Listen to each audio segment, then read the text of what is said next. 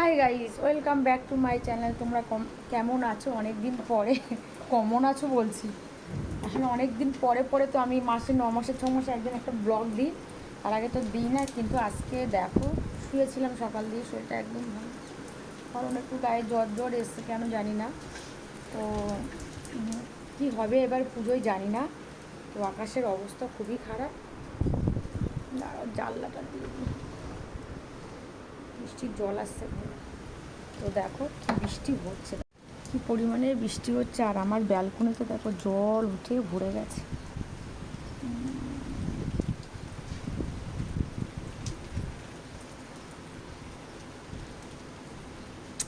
এত বৃষ্টি হলে পুজোয় ঠাকুর দেখবো কি করে বলো?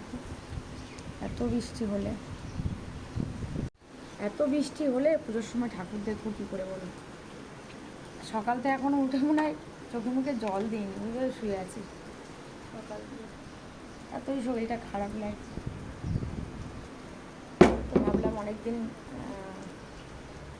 তোমাদের সাথে ব্লগ শেয়ার করি না, অনেক দিন ব্লগ করা হয় না, তো ভাবলাম আজকে একটা ব্লগ দিই।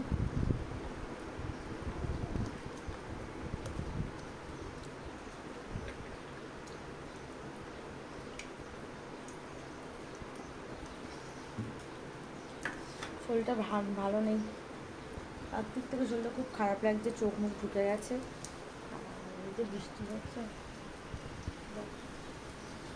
তো আমাদের টোনাটুনি মানে আমার ভাই আর ভাইয়ের বউ ওরা বেরিয়েছে এই বৃষ্টিতে। ও মাই গড, জল আসছে, জল আসছে। তো ওরা তো বেরিয়েছে, জানি না ওরা পুরো বৃষ্টিতে মনে হয় ভিজে যাবে। যাই হোক, ফোনও করা হয়নি আমার, দরজা লাগাতে হবে নাকি? চলো ওই দিকটার দরজাটা লাগিয়ে দিই। মানে এখানের এমনই পজিশান, গেট না লাগালে পুরো বৃষ্টি, পুরো পুরো ভিজছে, পুরো ভিজছে, এই জল ঢুকে যাচ্ছে ঘরে। তো গেটটা লাগিয়ে দিই, পুরো ভিজছে। কী হবে এবার পুজোয় বুঝতে পারছি না। পুজো পুজো সকাল দিয়ে আমি এখানে চোখে মুখে জল দেয়নি, মানে কী অবস্থা বুঝতে পারছো না। আমার শরীরটা একদম ভালো লাগছে না, ওই সারাদিন সারা সকাল শুয়ে আছে, এই রাত্রিরে শুয়েছি আর এখন উঠিনি, তাও উঠিনি, এই উঠছি বসছি, ও মা গো ভালো লাগছে না, এতটাই শরীরটা ভালো লাগছে।